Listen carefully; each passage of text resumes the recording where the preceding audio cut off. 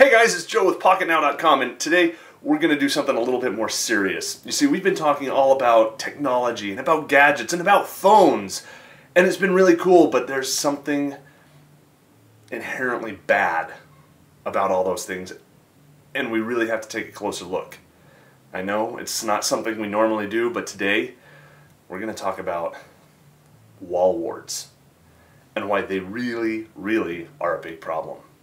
Let's go take a look.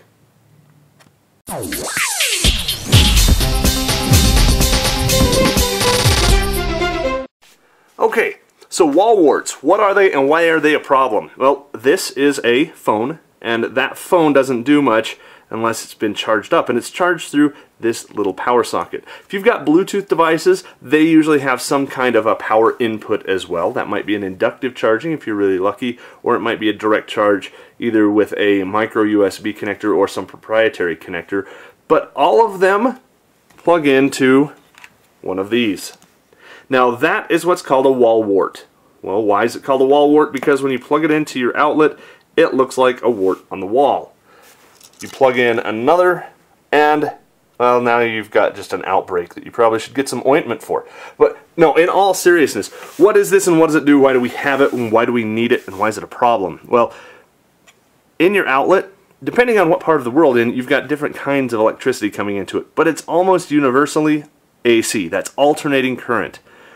In the US, we're 120 volt.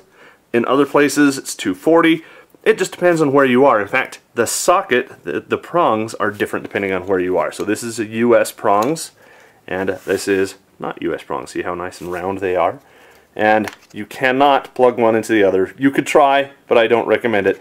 But these wall warts are universal. Not that they'll plug in anywhere, but everybody has them, and they're a problem everywhere. Now, why are they a problem? Well, this converts from alternating current into direct current. So over here on the end is a little mini USB in this case. They do also have micro USB and even some proprietary stuff as well. But alternating current in, direct current out. There has to be a conversion process that happens in here. And of course, I could get into a lot of technical detail of how that's done, what it's called, but suffice it to say, AC in, DC out. The problem now is inside of this, it's always doing that conversion, whether or not anything is plugged into it. So even when your phone is unplugged, so you know, if you have your phone plugged in overnight for 8 hours, then that's doing its job for 8 hours.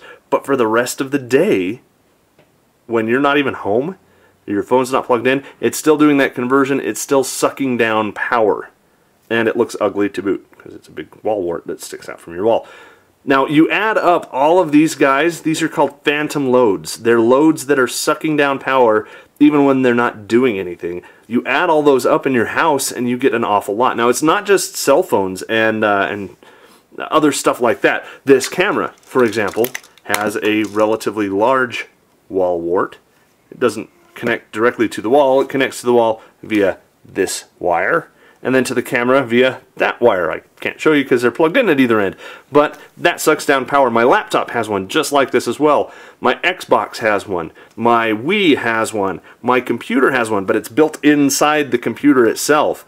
But they all do the same thing. They convert alternating current to direct current, and they're a problem because they're always consuming that electricity, putting that demand on. Now, they don't always look the same. Here's one from Samsung. Nice and kind of thin, but it still has a USB port in it. This is a step in the right direction. Here is another one from Motorola, and it plugs in just like that, and there's the USB port.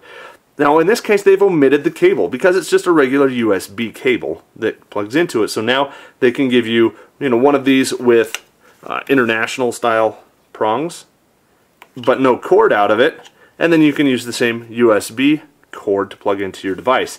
So it's kind of cost savings. You don't have to have two wires, you just have one, and well, you can plug it in here, or you can plug it in here, or you can plug it into your computer, but it's just the same cord. Besides, you probably already have a handful of those laying around. So step in the right direction, but it still has to convert from alternating current to direct current, and that's a problem. So let's take a look at something that we could do. Okay, first of all, This is a Belkin branded powered USB hub. Now I say powered because you actually have to plug it in, and yes, that requires the use of a wall wart. But by doing this, I can plug 4 devices into this port, or into this hub, and only 1 wall wart. So I'm saving by not having to have 4 separate wall warts for 4 separate devices. Now I just have the one. Charging does take a little bit longer when you do it this method, but since you're charging up all night long, you're probably going to be okay and not have a problem. You'll be all fresh and charged when you wake up in the morning, but you still have that nasty wall wart dangling around. And what happens if you need more than 4? Well, in this case it's stackable. It's got these neat little feet, tabs, that it can just sit on top and clip in, so then I can have another 4 ports. Actually, I can have 3 ports on this one, 4 ports on that one. Why? This device has kind of a unique setup. I can take this plug over here, this port, and plug it into this port on the one above it. So this one, we'll call this hub A, can power hub B by using one of those powered USB ports and plugging it into that. So from one to the other and just daisy chain them up. That way I don't have to have a second wall wart to be able to do that. Really kind of cool. Doesn't cost that much. These guys run you, this one's just a 4-port, so it's going to cost about 20-30 bucks for a really good one. Get the highest end one that you can. It's just going to last a lot longer and hopefully be a lot more energy efficient as well. You can get them 7-port, you can get them quite a bit more than that, up to you how many you need. But this problem still exists. You've got to have that wall wart to power it. So let's take a look at something where you don't have to have a wall wart, but you can still power your USB powered devices.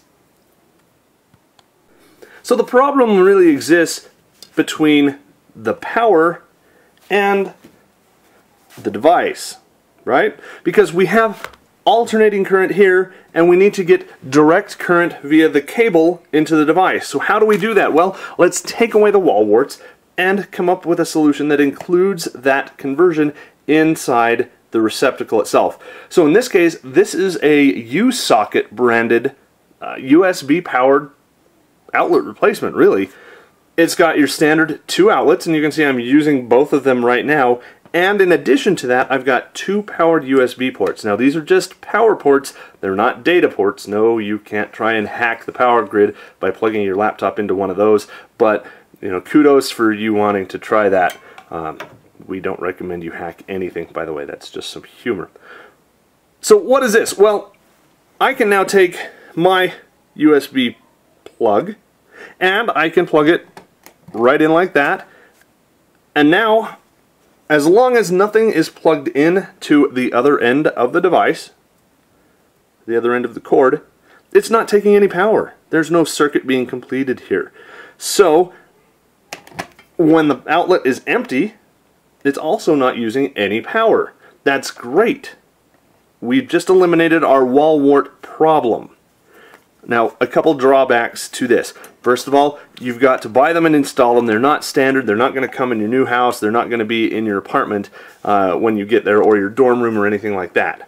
First problem. Second problem, you've only got 2 of them. I would really love to have more than that. I'd love to have 4 of them over here, but 2 is okay if I have to, I guess. I can always take one and plug it in there, and then plug the other end into my powered USB hub there and do that. This obviously isn't the right end to do it, but you get the point there.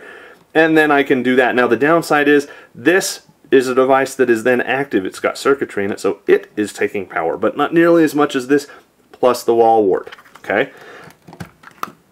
So next, what else can we do? We can plug in all kinds of stuff to it. My camera has an adapter that I can plug into USB. My Bluetooth headset has a USB cord. My phone has a USB cord. I can do all kinds of stuff, but I do have to replace the receptacle. So let's take a look at this receptacle. Before we do that, I want to make sure you guys know I am not an electrician. I am not giving you advice or instruction on how to install this. That's something that if you don't know how to do, you want to make sure that you're going to contact an electrician or someone that is licensed to work with electricity wherever you are, so that you end up not killing yourself. That having been said, when I replace this, I'm going to tell you my personal experience, and it's just that. When I replaced this receptacle, the first thing that I did was I plugged the lamp into it. I went down into the breaker box. I flipped the breaker that I thought was for this outlet, and I came back up and checked, and sure enough, the lamp was off. So I knew that this outlet was, it was no longer hot. Then I took my little electrical probes and I stuck them in there. It's a little tester device, and double checked, and in fact, the outlet had no power to it. Once I did that, then I went ahead and took off the faceplate, took out the receptacle, and started working on putting in the new receptacle. So let's take a look at that. This is what the receptacle looks like, and other than the two little USB ports and these interesting little ears on the top and the bottom, it looks just like any other receptacle. Okay. One disadvantage, you don't have any quick plugs in the back like you do in most receptacles. You know, the kind where you can just stick the wire straight in and it holds on to it because it's got a little spring-loaded mechanism in there. This doesn't have that. You've got to use the old method of screw down, which isn't quite as fast, but depending on who you ask, might be a little bit more reliable.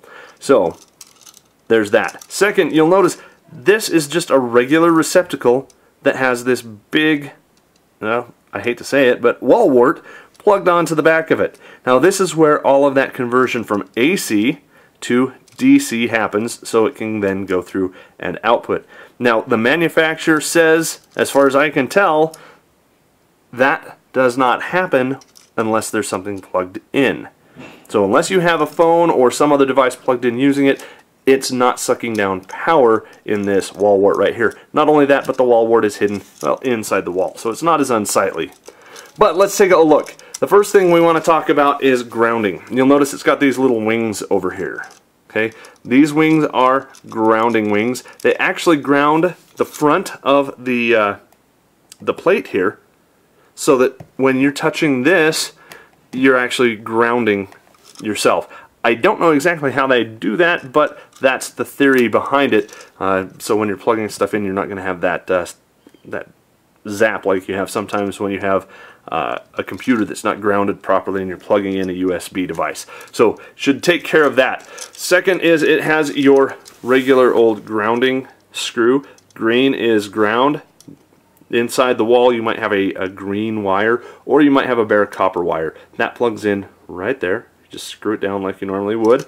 On this side is your black wires, and I have two black wires, two white wires, and one ground wire in that outlet box. So I plugged my black into both of those, and then I had to route it down and around here, down underneath this little bump out. So they came down and around that way. And on the back you'll notice I've only got one white lug. The other one is kind of hidden back here behind that USB port. So to take care of that, the manufacturer includes an extra little wire length here. And what you do is you take your existing white wires and connect them to that wire nut. And then you can take that and connect it right there on that lug, and then you don't have a problem with not having enough places to screw stuff down. And it works just fine. In fact, that is how my ground wire works as well. It has a wire lug that, or excuse me, a wire nut that combines the two into one, so I can just connect it right there. Works great, but that's why they include it, and that's what it's for. Now, back to downsides. This guy costs quite a bit more than a regular outlet. Where you can get these for just a couple bucks, that's going to cost you around 20. If you want to know where to get it, head over to Pocketnow.com and we will give you a link or two to where you can find these. Download any specifications you want, compare them, price compare, and then eventually buy and have them show up at your doorstep so you can install them yourselves, or have a qualified licensed electrician do that for you. Second thing to take into consideration, and this may save you some money by not buying them, you'll notice that's very deep. A traditional receptacle is only about that deep. And some boxes are only about that deep. Now when I say boxes, you don't just take this and plug it into your drywall. There's actually a box back behind this that holds all of the wires, and it keeps it away from any insulation or anything like that, so that if there is a problem with fire in this box, it should be kept inside that box and give you some time before it breaks out of the box and starts a house fire. Yes, this is serious stuff, so make sure if you don't know what you're doing, find someone who is to help you with it. But back to boxes. This is about twice as deep. And when you have wires coming down here and tucked around in the back, especially with wire nuts in the back, you've got to have a full depth box to be able to do this. That means you might have to replace your box if it's, you know, a thin box. Luckily mine is the full depth box, so I didn't have to do that, but I did have to work on getting those wires folded up nice and neatly back behind it, and it looks a little something like that when they're all folded back. I had to turn them over to the side, but with the black wires, the ground wires, and the white wires all back in there, that made for a very cozy box, and you want to make sure that you get that nice and tucked away so that you're not causing any problems that could start a fire. Once that's done, you just screw it down top and bottom, attach the faceplate, and you're good to go. Now the faceplate, like you can see, is a special faceplate. It has the normal receptacle holes, and then it has the USB holes as well. So you can't take these and put them in a double gang box, which is 2 wide or 6 wide, and just keep going, getting more outlets, because they don't have these in anything more than just the single receptacle style. So you would have to come up with something on your own if you were going to be able to do that. Keep that in mind. It is a little bit wider than most receptacle covers. Most receptacle covers are a little bit skinnier, so that means you're probably okay unless you have trim or something coming up to it. But that is the what the receptacle itself looks like. It does come with a set of instructions, which breaks it down and tells you essentially everything that I've just told you on what to do with wiring this guy up. And of course, if you have questions, consult an electrician and have them help you through it. But really cool, I like it. It solves the problem of aesthetics. It solves the problems of being able to get rid of those wall warts that suck down power even when nothing is connected to them. And it looks really cool and geeky as well. I can't wait until they start becoming standard in every outlet. But until then, you can retrofit your own. Again, head over to Pocketnow.com so you can see where to get those and get some pricing on them. If you like seeing this kind of cool stuff, make sure you give the video a thumbs up and subscribe to our video channel so you don't miss out on other cool stuff as soon as we have videos to cover that as well. And for Pocketnow.com, showing off the USocket powered USB electrical outlet, I'm Joe Levi.